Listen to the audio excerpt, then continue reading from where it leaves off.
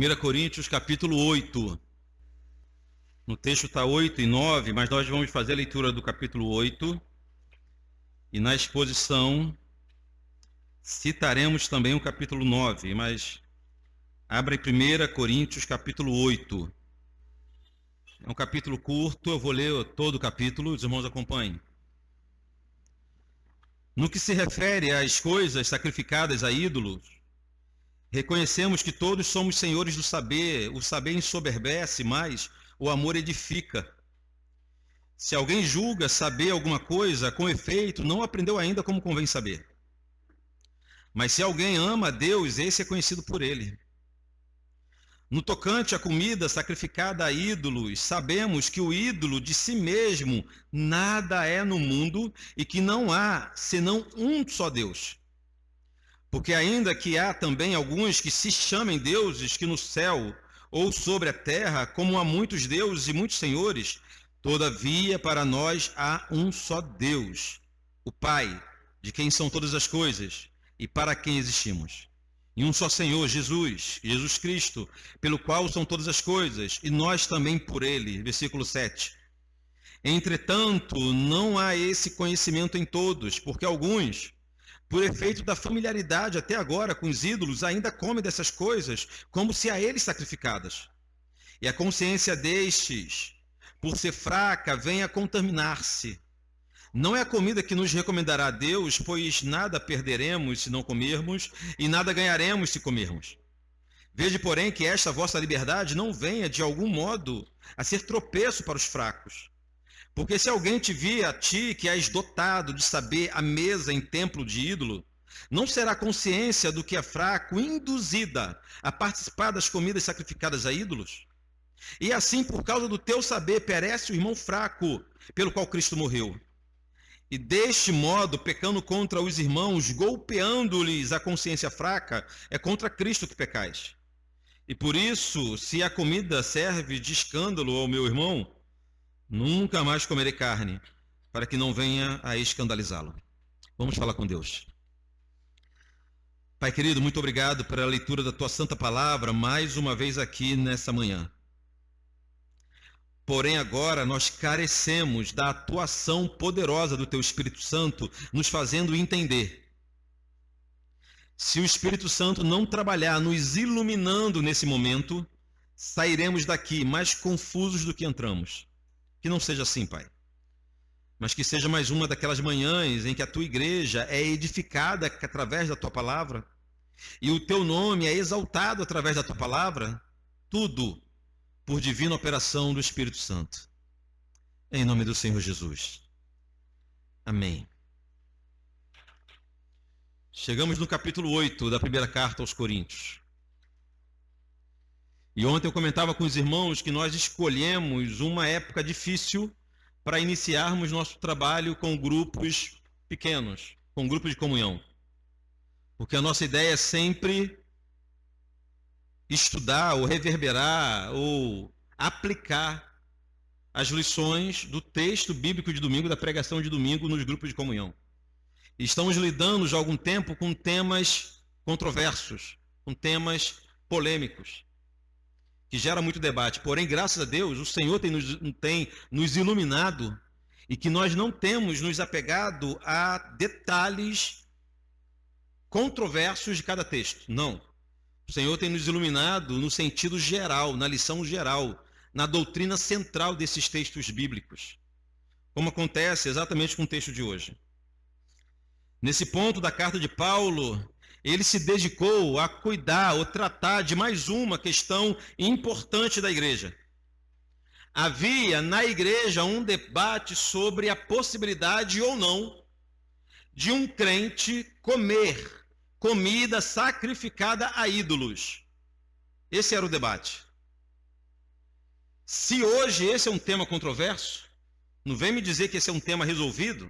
Há um tempo atrás era um tema resolvido para a igreja. Mas a cada dia me parece que coisas que eram quase um senso comum no meio evangélico, hoje a gente tem que defender novamente. Então, se hoje comidas sacrificadas a ídolos é um tema controverso, imagina para essa igreja que era composta quase que majoritariamente por pessoas que viveram essa realidade.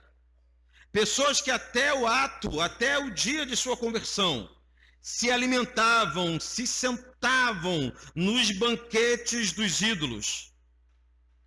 Para entendermos melhor o texto de hoje, precisamos entender o seu contexto. Precisamos entender o contexto que vivia a igreja de Corinto.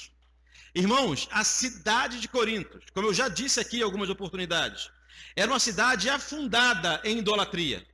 Tinha outras marcas, a imoralidade era uma, o culto ao imperador era outra, mas a idolatria era a religião oficial da cidade de Corinto. Havia deuses e templos por todos os lados. Corinto era um oceano de deuses, era uma floresta de deuses, era uma floresta de idolatria. Além das imagens, além dos templos, além da idolatria que fazia parte da vida dos habitantes dessa cidade, todos eles viviam diariamente, todos os dias de suas vidas, ligadas de alguma forma à idolatria, ao culto pagão. Diferente de alguns crentes que têm uma vida espiritual domingo e ao longo da semana não, os habitantes de Corinto eram religiosos e fiéis à sua religião em cada momento do seu dia, em cada dia de sua semana. O lazer deles era diante de seus deuses. As reuniões de família eram diante de seus deuses. Os negócios eram firmados diante de seus deuses. Todas as celebrações aconteciam com comidas e alimentos, em primeiro lugar, oferecida a seus deuses. Não se fazia nada em Corinto que não tivesse um aspecto religioso. Em Corinto não se fazia nada que não tivesse uma ligação com sua religiosidade.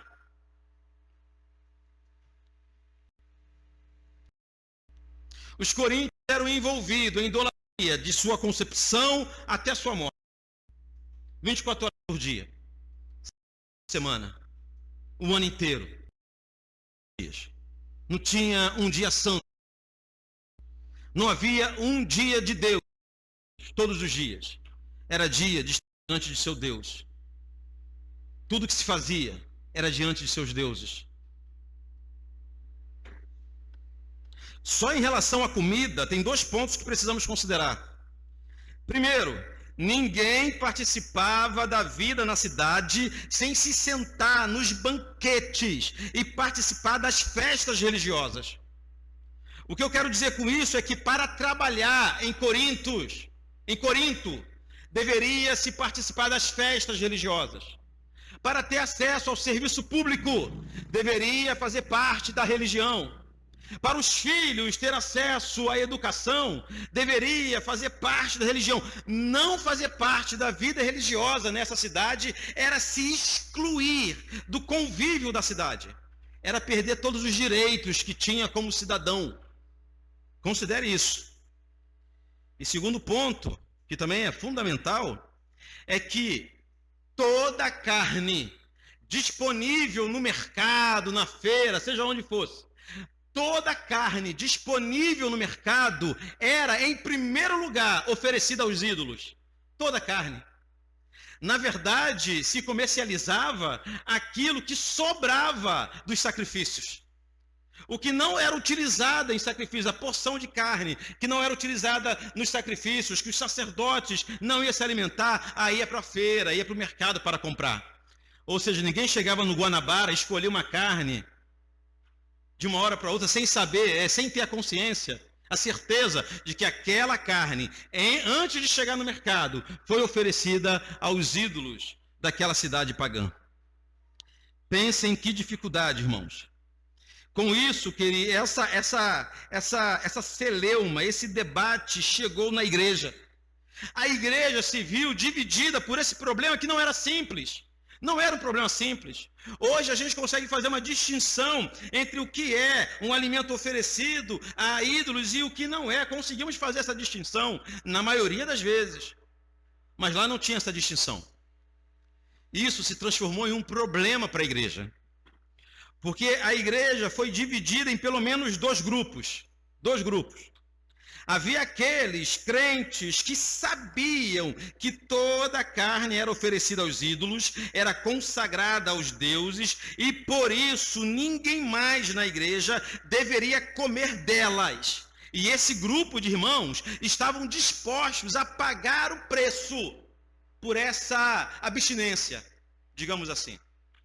Era um grupo de irmãos na igreja. É aqueles que falavam o seguinte: agora que somos convertidos, não vamos nem mais tocar nesse tipo de alimento.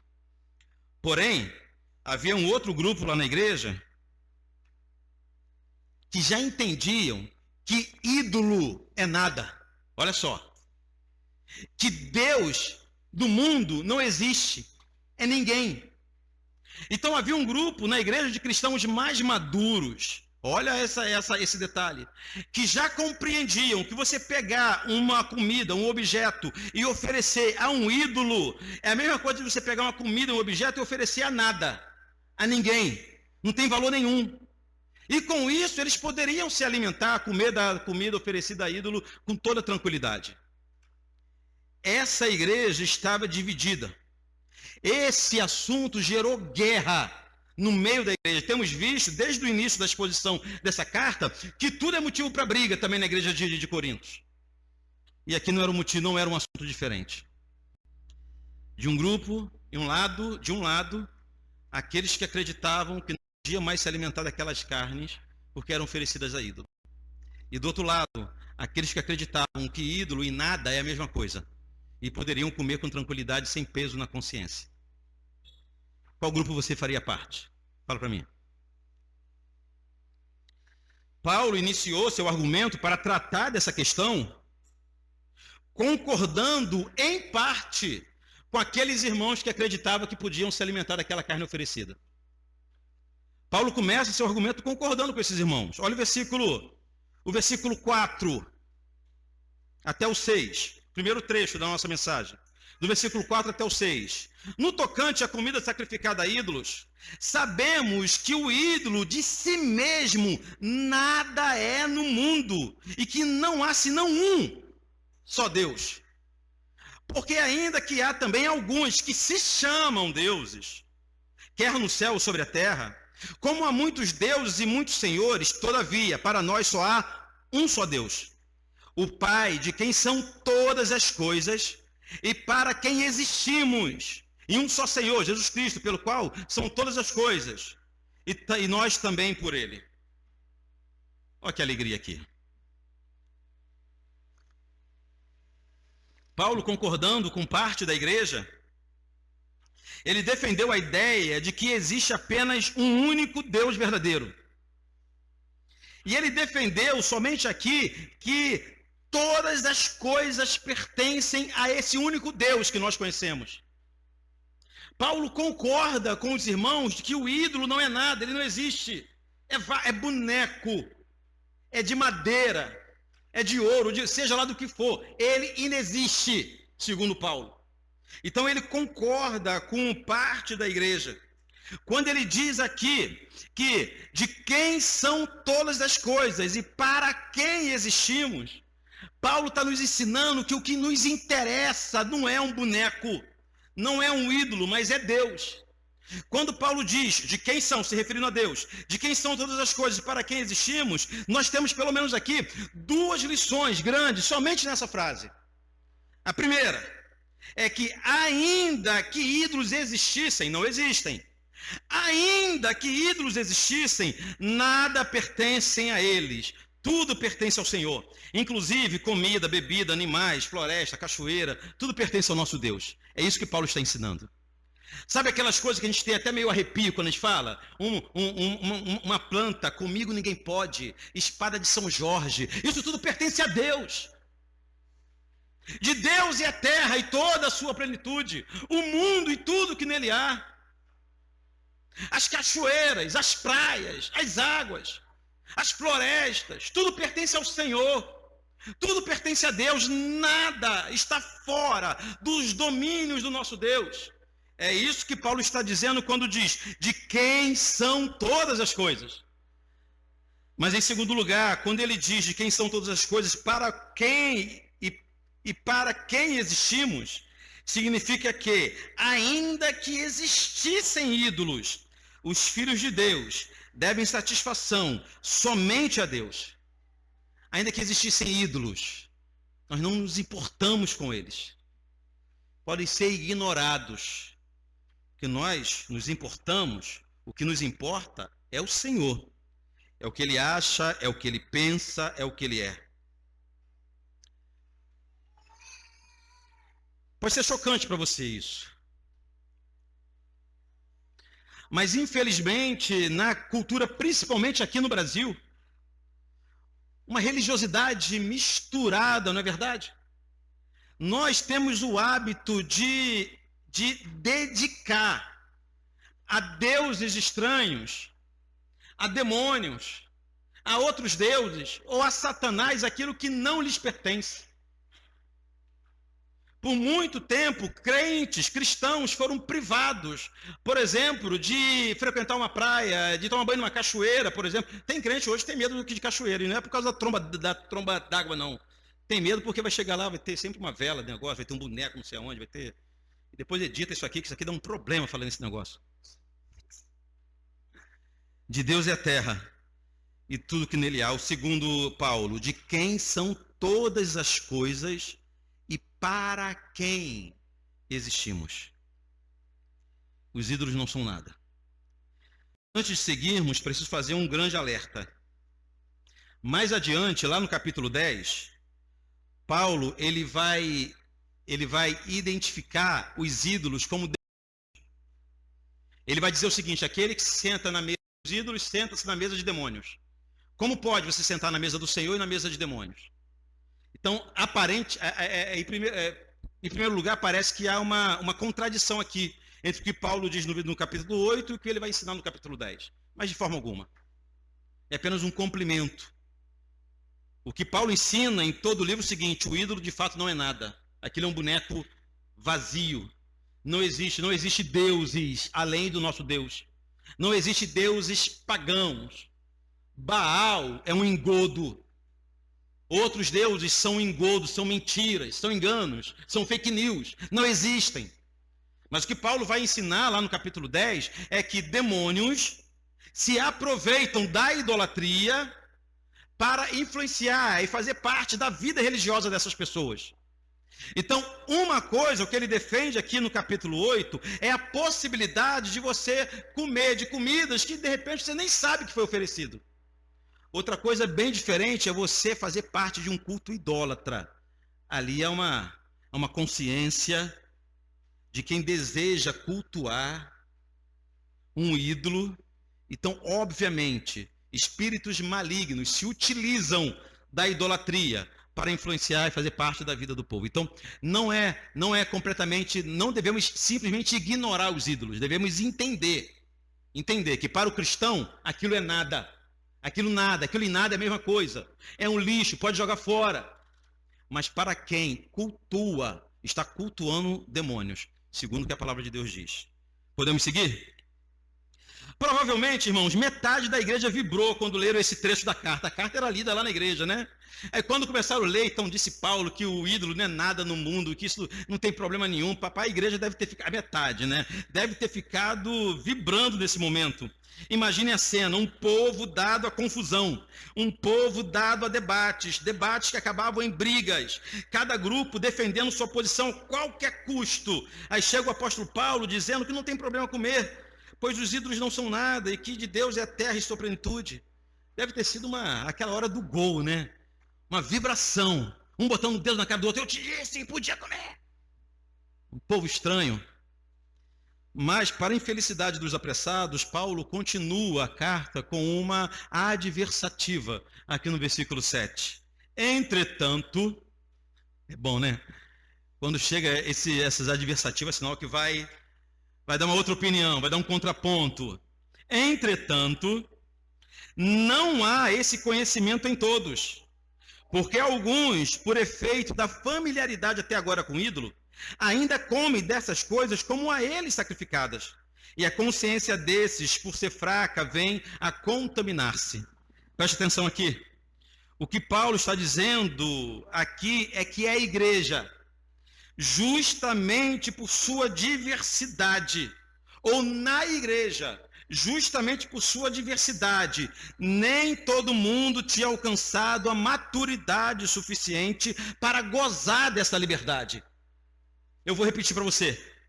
Por causa da diversidade na igreja, nem todo mundo havia alcançado maturidade para gozar dessa liberdade. Ou seja, havia na igreja de Corintos irmãos verdadeiramente convertidos, que já tinham nascido de novo em Jesus Cristo, cristãos genuínos, mas que foram tão envolvidos com idolatria, que adquiriam um tipo de ojeriza por esse assunto ou por esse tema.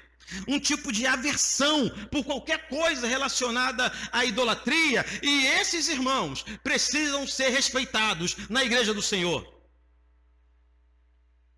Não é só liberdade.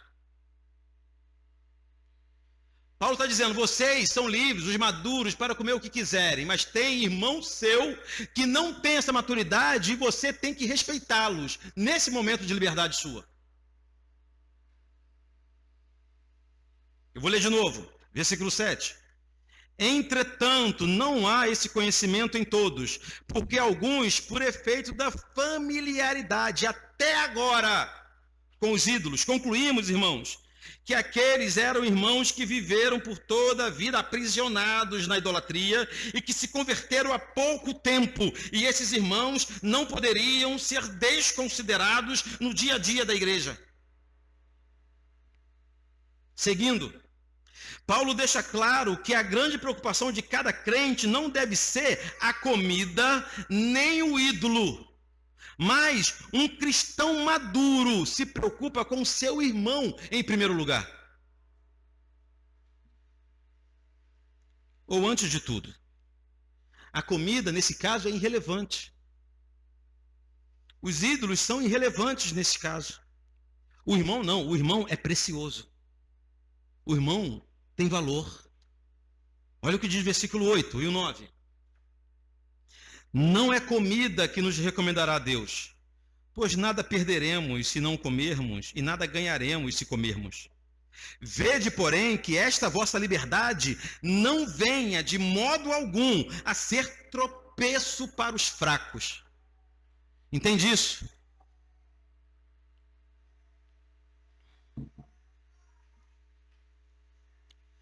Aqui no versículo 8, Paulo diz que nada perderemos se não comermos e nada ganharemos se comermos. Significa, irmãos, que parte da igreja, aquela que estava lutando pelo direito de comer, e a outra parte que estava lutando pelo direito de não comer, todos eles estavam em uma luta insignificante. O pior era o grupo mais maduro de crente, travando uma luta insignificante no meio da igreja. A igreja estava dividida. Relacionamentos tinham sido rompidos. Tinha irmão que não falava com outro na igreja por causa de um tema insignificante, de acordo com Paulo. Se não comer, você não perde nada. Se comer, você não ganha nada. Tanto faz isso. Uma guerra insignificante. Nesse ponto eu me lembrei da minha adolescência. Sabe qual era a nossa grande luta na adolescência? Nossa grande luta era para a igreja aceitar palmas, guitarra e bateria. Era a nossa grande luta. A gente criava problema, criava tumulto. Igrejas eram partidas por causa disso. O que a gente queria? A gente queria palmas, guitarra e bateria. 3 coisas que eu não suporto hoje, graças a Deus. E não tem aqui, não é porque eu não suporto, não. O pessoal faz um lobby aqui para botar uma bateria. Um dia eu acho que não vou ter para onde fugir. A minha desculpa é que não há espaço. Mas sabe, eu vivo bem, sem palmas, sem bateria e sem guitarra. Ainda bem que o Mateus não está aqui hoje, né? O Mateus é o nosso guitarrista aqui. Luta irrelevante, insignificante. As igrejas rachavam, sabe por quê? Se vai usar um inário para cantar o hino ou se vai ser no retroprojetor na época. Rachava-se a igreja por causa disso. A maioria dos rachas de igreja eram por temas insignificantes, por brigas insignificantes, igual que eu fazia. Irmãos. Aí vem o versículo 9 que diz: vede, porém, que esta vossa liberdade não venha de algum modo a ser tropeço para os fracos. A palavra liberdade aqui no versículo 9 seria melhor traduzido por direito. Direito. Muda, não muda? Uma coisa é você ter a liberdade, outra coisa é você ter o direito. Paulo está dizendo o seguinte, vocês, um grupo da igreja, vocês têm o direito de comer o que vocês quiserem. É direito de vocês. Porém, Paulo está ensinando que nós devemos colocar o interesse de nossos irmãos acima de nossos direitos. Ou seja, um crente maduro tinha o direito de comer o que quisesse. Mas Paulo está ensinando que no reino de Deus, ninguém pode exercer os seus direitos às custas da vida de um irmão, da saúde de um irmão, da alegria de um irmão. Ninguém pode, não faz sentido isso. Não faz sentido eu estar lá na minha casa aí feliz, gozando daquilo que eu tenho direito. Gente, não é nada errado, é o que eu tenho direito. Mas aquilo que eu tenho direito, se ofende a consciência do irmão mais fraco, é algo sério. Para ilustrar, Paulo fez uma aplicação prática. Ele deu um exemplo que poderia ser hipotético, ou de repente já estava até acontecendo na igreja de Corinto. No versículo 10. Porque se alguém te vir a ti, que és dotado de saber, olha aqui para mim. Nesse momento, nós não temos certeza se Paulo está usando aqui de ironia ou não. Nós já vimos de outros pontos que Paulo usa de muita ironia para falar com esse povo. Então imagina se fosse de ironia. De novo, versículo 10. Porque se alguém te vir a ti, que és sabichão, que sabe de tudo, que és dotado de saber, a mesa em templo de ídolo não será a consciência do que é fraco induzida a participar da comida sacrificada a ídolos. Ou seja, Paulo está alertando que ao usar indevidamente o direito que o crente tem, a liberdade que um crente tem, ele estará estimulando aquele que não tem a mesma maturidade, a mesma consciência a cometer a mesma prática, com a diferença que aquele que tem a consciência saudável vai cometer a prática e vai ficar tudo bem. Mas aquele que é fraco, ele vai comer daquela carne e vai com peso na consciência. O inimigo vai encontrar uma brecha para a acusação e vai se afundar e, por fim, se escandalizar, podendo cair da fé. Isso pode custar a vida de um irmão. A liberdade, ou melhor, a liberdade não, o direito exercido indevidamente pode custar a vida de um irmão. Versículo 11. E assim, por causa do teu saber, perece o irmão fraco, pelo qual Cristo morreu. O argumento de Paulo aqui é maravilhoso. Teu irmão, ainda que ele seja mais fraco do que você, ainda que ele não esteja no mesmo nível do que você, ele é precioso para Jesus, tanto quanto você. Jesus morreu por ele, o preço pago por ele foi o mesmo preço pago por você. O raciocínio é simples, não é? Jesus deu a vida por ele e você vai matá-lo? É isso? Jesus abriu mão da vida, Jesus abriu mão dos seus direitos, Jesus abriu mão de sua glória pelo teu irmão e você vai matá-lo porque não consegue abrir mão de um direito. Pecado, segundo Paulo, não é nem comer da carne sacrificada ao ídolo. Pecado, segundo Paulo, é fazer o seu irmão tropeçar, exercendo o seu direito. Olha o versículo 12.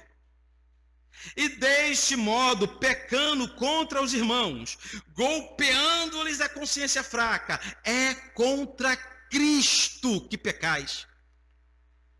Olha como o negócio escalonou. Uma prática que não é pecaminosa em si mesma, tornou-se algo tão gravíssimo, um pecado contra o irmão e contra Jesus.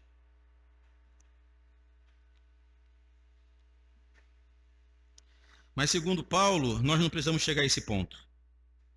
Paulo diz que os crentes de Corinto poderiam evitar aquela tragédia. Como assim? Simplesmente abrindo mão do direito. Abrindo mão de seu direito. Abrindo mão de sua liberdade de escolha. Abrindo mão. O versículo 13, que é o último versículo desse capítulo, termina assim: e por isso, se a comida serve de escândalo ao meu irmão, nunca mais comerei carne, para que não venha a escandalizá-lo. Tira comida aqui e põe qualquer coisa que você queira fazer. Se serve de escândalo para o meu irmão, nunca mais farei tal coisa para preservar o meu irmão. Assim termina o capítulo 8, né? No texto de hoje, queridos, mais uma vez o apóstolo Paulo tratou de uma questão específica da igreja. Na verdade, ele estava tratando de uma questão específica da igreja, porém tinha um ensinamento muito mais profundo por detrás dessa questão, por detrás de tudo que Paulo falou. Aparentemente, Paulo estava apenas tratando das dúvidas sobre comidas sacrificadas a ídolos. Mas, na verdade, ele estava ensinando uma das doutrinas mais importantes da igreja cristã, ou de nossa eclesiologia, ou de nossa vida como igreja. Paulo estava ensinando uma doutrina fundamental aqui. Paulo estava menos preocupado com uma dieta gospel e mais preocupado com um fundamento de fé da igreja. Paulo usou um problema pontual, uma questão prática, uma dúvida verdadeira da igreja, para transmitir para a igreja uma verdade espiritual muito mais relevante. O grande ensinamento da palavra de Deus hoje não é sobre o que podemos ou não podemos comer. A grande doutrina da mensagem de Deus hoje é que todos nós somos escravos uns dos outros. É isso que Paulo está ensinando sobre todas as coisas, acima de tudo. Paulo não está passando aqui um manual sobre o que comer ou não comer. Paulo está ensinando a igreja como se comportar, como conviver como igreja e como que a Bíblia, a palavra de Deus, deseja que convivamos como igreja, sendo escravos uns dos outros. Ninguém mais vai ter vontade própria, ninguém mais vai viver só para si, ninguém mais vai correr atrás apenas dos seus interesses. Vamos considerar os nossos irmãos antes de considerar os nossos desejos, a nossa liberdade, ou como diz o texto, os nossos direitos. É disso que Paulo está tratando. O fundamento, ou seja, a doutrina fundamental de Paulo aqui nesse texto pode ser aplicado para qualquer coisa em nossas vidas, não apenas a questão da comida e bebida. Segundo o que acabamos de ver, nenhum de nós tem o direito de fazer o que quiser sem se preocupar, em primeiro lugar, com a vida de nossos irmãos. Ninguém tem esse direito. Ou o nosso direito acaba quando começa a implicar na vida de nossos irmãos. Os irmãos perceberam que, mais uma vez, o apóstolo estava tratando de relacionamentos nessa igreja.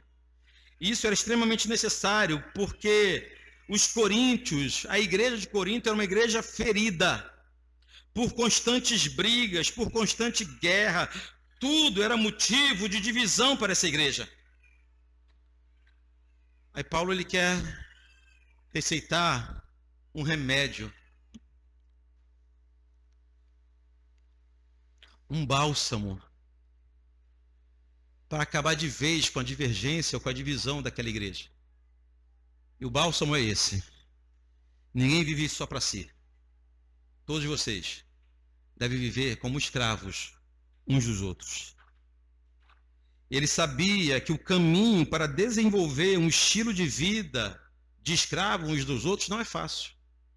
Aqui mesmo nesse texto, Paulo deixa claro que não é pelo caminho apenas do conhecimento. Conhecimento todos nós temos. Informação todos nós temos. Mas Paulo deixa claro que somente com amor, cultivando o amor, nós vamos desenvolver esse estilo de vida. Eu pulei de propósito o versículo 1 na exposição, porque eu quero destacá-lo agora aqui. O versículo 1 diz assim, do capítulo 9 ainda, do capítulo 8 ainda. Não, no que se refere às coisas sacrificadas a ídolos, reconhecemos que todos somos senhores do saber. Agora, olha essa frase. O saber ensoberbece, mas o amor edifica. Paulo não estava limitando ou militando contra o conhecimento, de forma nenhuma. Ele estava apenas dizendo que o conhecimento sozinho tem esse risco. O conhecimento sozinho pode nos tornar pessoas arrogantes, pessoas soberbas. E já vimos que esse é um problema aqui na igreja de Corinto. Na igreja de Corinto. Mas o que Paulo está ensinando é que o conhecimento é bom, mas pode ser perigoso. Agora, se nós juntarmos conhecimento com amor, conhecimento com paixão pela igreja, paixão pelas vidas, paixão pela glória de Deus, aí, irmãos, nós iremos ser um crente maduro, uma igreja madura da forma que o Senhor deseja. Preste atenção. O capítulo 8 e o capítulo 9, que não lemos, estão relacionados. É o mesmo assunto. No capítulo 8, Paulo exortou os membros da igreja de Corinto, e no capítulo 9, ele deu o seu testemunho pessoal como exemplo daquilo que ele acabara de ensinar. Paulo estava longe de ser aquele tipo de pregador que faça o que eu falo, mas não faça o que eu faço. O capítulo 8, ele ensinou como a igreja deveria viver, escravos uns dos outros. Aí no capítulo 9, ele dá o seu testemunho de vida. Leia depois com calma o capítulo 9, não vamos ler todos ele agora. Mas Paulo começa o capítulo 9 citando os seus direitos como servo de Deus. O capítulo 9 começa assim: eles são apóstolos, eu também sou apóstolo. Eu tenho direito de ser chamado de apóstolo, eu tenho direito de casar. Ele não era casado, ele falou, eu tenho direito de casar. Paulo defende o direito que ele tinha de ser remunerado por aquela igreja. Eu tenho o direito de ser remunerado por essa igreja. Aquele que vive do evangelho, aquele que vive para o evangelho, tem que viver do evangelho. O sacerdote se alimenta do sacrifício também. Paulo dá uma série de argumentos para fundamentar um direito que ele tinha de ser sustentado, remunerado pela igreja. Ele tinha direito de ser apóstolo. Tinha gente que não reconhecia ele como apóstolo. Fala, eu sou apóstolo, tenho direito de ser chamado como apóstolo. Vocês são o exemplo, a prova de que eu sou apóstolo. Ele fala isso. Quando alguém me pergunta se eu sou apóstolo, eu cito vocês como exemplo do meu apostolado. Paulo usa o primeiro trecho do capítulo 9 para defender os seus direitos. Mas olha o que ele diz no versículo 12 do capítulo 9. Se os outros participaram desses direitos sobre vós, não o temos nós em maior medida? Entretanto, não usamos desse direito. Antes, suportamos tudo para não criarmos qualquer obstáculo ao evangelho de Cristo. Olha que maravilha. Direito Paulo tinha de sobra, mas ele resolveu se desfazer, abrir mão dos seus direitos em prol do evangelho. Versículo 19, lá do capítulo 9. Porque, sendo livre de todos, fiz-me escravo de todos, a fim de ganhar o maior número possível. Aqui, então, ele escracha, né? Ele escracha. Fala o seguinte, direito eu tenho. Eu tenho o direito de ser honrado aqui nesse lugar, que Paulo está falando no início do capítulo. Eu tenho o direito de receber honrarias. Vocês dão essas honrarias para outros. É isso que quer dizer aqui no início do versículo 12. Se outros participam desses direitos sobre vós, nós o temos em maior medida. Foi Paulo que plantou a igreja de Corinto. Paulo foi o primeiro doutrinador, o primeiro pastor da igreja de Corinto. Então a igreja de Corinto dava honra a outros homens que sequer passaram por ali. Aí Paulo está dizendo o seguinte, se alguém tem direito à honra aqui, esse alguém sou eu. Se alguém tem direito a ser remunerado por essa igreja, esse alguém sou eu. Mas eu abri mão dos meus direitos em prol do evangelho. Porque sendo livre, olha que absurdo, ele tinha consciência de sua liberdade em Cristo. Sendo livre, o que é esse livre aqui? Esse livre é aquele, eu posso fazer o que eu quiser. Eu posso comer o que eu quiser, beber o que eu quiser, ir aonde eu quiser, eu sou livre. Eu sou livre em Jesus Cristo. Aí Paulo diz, sendo livre, fiz-me escravo de todos, a fim de ganhar o maior número possível. Que exemplo, não é verdade? Eu preciso terminar essa mensagem e eu quero terminar com algumas aplicações.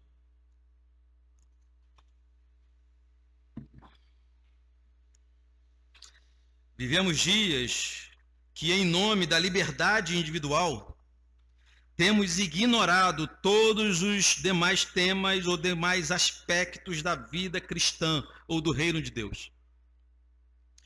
Muitos crentes levantam a bandeira da liberdade que tem em Cristo como se essa fosse a única bandeira do cristão. O único tema o qual o cristão deveria se preocupar é sua liberdade em Jesus. Ainda aqui em 1 Coríntios, capítulo 10, eu já citei o capítulo 10 aqui, né? Mas no capítulo 10, no versículo 31, nós temos a lei áurea que deve moldar a nossa liberdade em Cristo. Olha o que diz o capítulo 10, versículo 31. Portanto, o contexto é esse. Lá no capítulo 10, o contexto também é de comida e bebida. Olha o que diz o versículo 31. Portanto, quer comais, quer bebais, ou façais outra coisa qualquer, fazei tudo para a glória de Deus. Olha que maravilha. O que o texto nos ensina que a preocupação primeira de um cristão é se aquilo que ele for fazer, que ele deseja fazer, que ele planeja fazer, em primeiro lugar, é para a glória de Deus. É a primeira pergunta que devemos fazer. O Senhor será exaltado mais ainda, através desses meus planos, atos e negócios. Então, queridos, em cada momento que você for comer alguma coisa, beber alguma coisa, frequentar algum lugar, escolher uma roupa, ouvir uma música, organizar sua agenda, programar suas férias, adquirir um bem, tentar um concurso público, escolher uma profissão, iniciar um relacionamento, decidir casar ou não casar, enfim, em todas as decisões e planejamentos da sua vida, não pergunte apenas se você pode ou não pode. Não pergunte apenas isso. Não pergunte apenas se você tem esse direito ou não tem esse direito. Há outras perguntas mais importantes que você precisa fazer antes de tomar a sua decisão. Por exemplo, isso vai edificar, isso vai me edificar ou vai ser apenas perda de tempo? Tem coisa muito boa que não edifica. Tem coisas muito boas, mas que não edificam. Não são ruins. Só se torna perda de tempo, porque não edifica. Eu acho que eu já contei aqui, eu uso pendrive ainda, começando a ficar velho, né? Eu uso pendrive com músicas no carro. Pá! Tem carro que nem tem mais entrada USB, né? O seu carro é assim, né? O seu carro já é moderno. Mercedes costuma ser assim, nem tem mais entrada. O meu tem entrada USB. Eu tenho lá algumas pastas de música. E tenho pasta de música popular. Tem uma série lá de Djavan. Vai cantar bem assim lá não sei onde, né? Djavan. Eu gosto de rock nacional. Tem uma pasta lá com rock nacional. Tem Kid Abelha, tem Capital Inicial. Tem uma outra música do Rapa. Não é tudo que presta não. Tem uma música muito legal. Aí eu tenho a minha pasta de uma música, de um álbum só do Estênio Márcios.